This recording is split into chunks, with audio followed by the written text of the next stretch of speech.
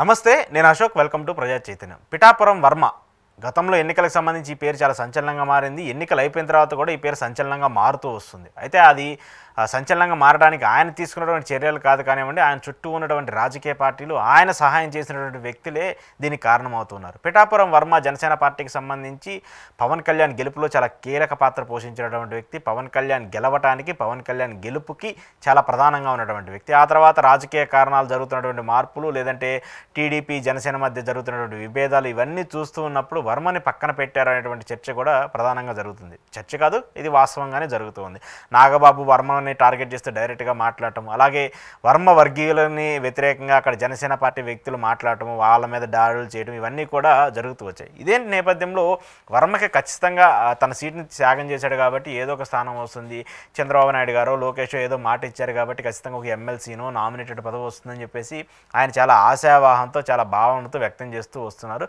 దాదాపు 10 నెలల పాటు ప్రభుత్వం వచ్చినా కూడా ఎలాంటి దుందుడుకు చర్యలు లేకుండా, ఎలాంటి ఆగ్రహ ఆవేశాలకి గురి కాకుండా చాలా సైలెంట్గా, చాలా నెమ్మదిగా రాజకీయం చేసుకుంటూ వస్తున్నారు పిఠాపురం వర్మ. అయితే ఇప్పుడు వర్మ జరుగుతున్నటువంటి పరిణామాలు, పిఠాపురంలో జనసేన తీసుకుంటున్నటువంటి స్టాండ్లన్నీ చూసి కొంత అసహనం వ్యక్తం చేస్తున్నారు. అనవసరంగా తన సీట్ని త్యాగం చేసేటువంటి ఒక చర్చలో కూడా ఉన్నారు. అయితే తన క్యాడర్ని ఎక్కడా లూజ్ అవ్వకూడదని చెప్పేసి వర్మ ఒక కీలక నిర్ణయాన్ని తీసుకుంటూ వచ్చారు. టీడీపీకి సంబంధించి నా కార్యకర్తలే నా ధైర్యము, చివరకు ఉండేది కార్యకర్తలు అంటూ కూడా ఆయన ట్విట్టర్, ఇన్స్టాగ్రాము, లేదంటే ఆయన ప్లాట్ఫామ్స్లో పోస్టులు పెట్టడం, ఒకటే విధంగా టీడీపీ పార్టీని ప్రమోట్ చేయడము, చంద్రబాబు నాయుడు గారిని అప్రిషియేట్ చేస్తూ మాట్లాడటము, ఇవన్నీ చూస్తూ ఉంటే వర్మ స్టాండ్ మార్చారా అనేటువంటి ఒక చర్చ కూడా జరుగుతుంది. అంతేకాదు వర్మ గారు మరొక కీలక నిర్ణయం తీసుకున్నారు. ఏంటి ఆ నిర్ణయం అంటే, ప్రతి బుధవారం నియోజకవర్గంలో నియోజకవర్గ సమస్యలకు సంబంధించి, నియోజకవర్గంలో ఉన్నటువంటి ఇష్యూస్కి సంబంధించి నేను వాళ్ళతో మాట్లాడతారు. డైరెక్ట్గా కూడా ప్రతి బుధవారం తన నివాసం దగ్గర, లేదంటే పార్టీ కార్యాలయం దగ్గరకు వచ్చి మీ సమస్యలు ఏమైనా ఉన్నా, మీ ఇబ్బందులు ఏమైనా ఉన్నా నాకు చెప్పండి అనేటువంటి ఒక చర్చ జరుగుతుంది. ఆయన ఖచ్చితంగా దాని మీద స్పందించి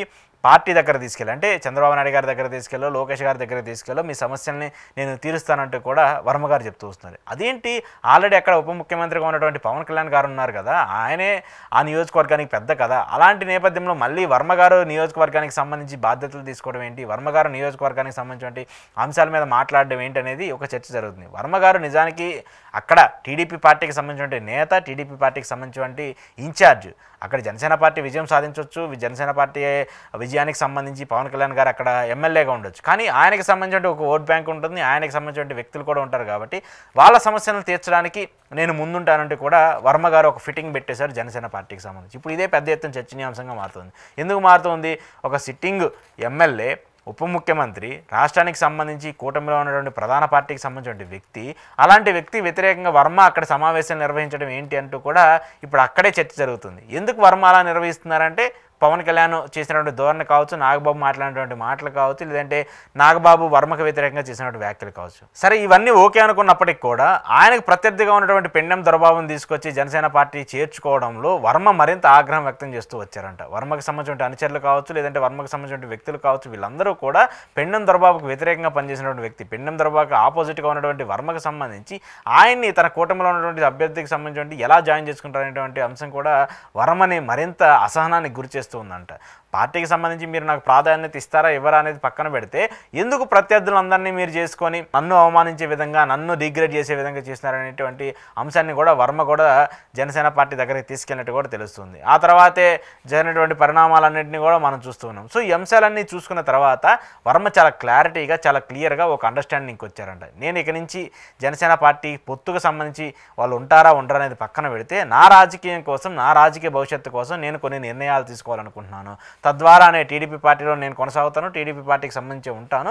మా కార్యకర్తలకు, మా ఓటర్లకు ఎలాంటి ఇబ్బందులు జరిగినా నేను ముందుంటాను. జనసేన పార్టీకి సంబంధించిన వ్యక్తి ఆయన, మా టీడీపీకి సంబంధించిన కార్యకర్తలను చూసుకుంటారనే నమ్మకం నాకు లేదు కాబట్టి మా కార్యకర్తలు నేనే కాపాడుకుంటానంటూ కూడా వర్మ కొన్ని కామెంట్స్ చేస్తూ వచ్చారు. దానికి సంబంధించి ప్రతి బుధవారం ఇక్కడ కార్యకర్తలకు సంబంధించిన సమావేశము, లేదంటే కార్యకర్తలకు ఏమైనా ఇబ్బందులు ఉన్నా నేను తెలుసుకొని దాన్ని తీర్చడానికి కూడా ప్రయత్నిస్తున్నానంటూ కూడా చెప్తున్నారు. సో వర్మకి సంబంధించి ఆయన పవన్ కళ్యాణ్ గెలుపులో ఎంత పాత్ర పోషించారనేది పక్కన పెడితే మాత్రం ఎంతో కొంత ఆయనకంటూ ఒక ఓట్ బ్యాంక్ ఉంది. దట్టు ఇండిపెండెంట్గా పోటీ చేసి గెలిచినటువంటి ఎమ్మెల్యే, ఒక ఇండిపెండెంట్గా పోటీ చేసి ఎమ్మెల్యేగా గెలవడం అంటే అంత ఆషామాషి గడు. కొన్ని ప్రధాన రాజకీయ పార్టీలు ఉన్నటువంటి నేపథ్యంలో కూడా ఆయన ఇండిపెండెంట్గా గెలిచారంటే ఆయన స్టామినా ఏంటనేది కూడా మనం అర్థం చేసుకోవచ్చు. సో అలాంటి వర్మని ఇప్పుడు పవన్ కళ్యాణ్ సైడ్ చేసి పక్కన పెట్టి ఆయన మళ్ళీ వర్మ గారు ఇలాంటి సమావేశాలు పెట్టి కార్యకర్తలను నేను కాపాడుకుంటాను, టీడీపీ వాళ్ళని నేను కాపాడుకుంటాను అని చెప్పేసి మాట్లాడటం ఇవన్నీ కూడా పెద్ద ఎత్తున రాజకీయంగా చర్చనీయాంశంగా మారుతుంది. దట్టు కూడా వర్మకి సంబంధించి ఒక వర్గం ఉంటుంది కాబట్టి ఆ వర్గాన్ని డివైడ్ చేసే ప్లాన్ కూడా టీడీపీ చేస్తుంది అనేటువంటి ఒక చర్చ కూడా జరుగుతుంది. సో ఈ అంశాలన్నీ చూసుకున్నప్పుడు వర్మ తీసుకున్నటువంటి ఈ స్టాండ్ కార్యకర్తలకి దగ్గరగా ఉంటారని చెప్పడం ఈ స్టాండ్ మాత్రము ఇప్పుడు పిఠాపురం రాజకీయాల్లో పెద్ద ఎత్తున చర్చనీయాంశంగా మారుతుంది. దట్టు పవన్ కళ్యాణ్కి వ్యతిరేకంగా ఉండి ఆయన నా కార్యకర్తలను నేను కాపాడుకుంటా అని చెప్పడం కూడా పెద్ద ఎత్తున ఆసక్తిగా మారుతుంది. మరి ఈ అంశాలన్నీ కూడా రాబోయే రోజులు ఎలా ఉంటాయి, వర్మకి సంబంధించి రాజకీయ భవిష్యత్తు ఎలా ఉంటుంది అనేది మాత్రం చూడాల్సి ఉంది. ఏది ఏమైనప్పటికీ కూడా పిఠాపురంలో ఇంకా టీడీపీ పార్టీ ఉంది, టీడీపీ పార్టీని నిలబెడతామంటూ కూడా వర్మ చేస్తున్న కామెంట్స్ ఇప్పుడు సంచలనంగా మారుతూ ఉన్నాయి.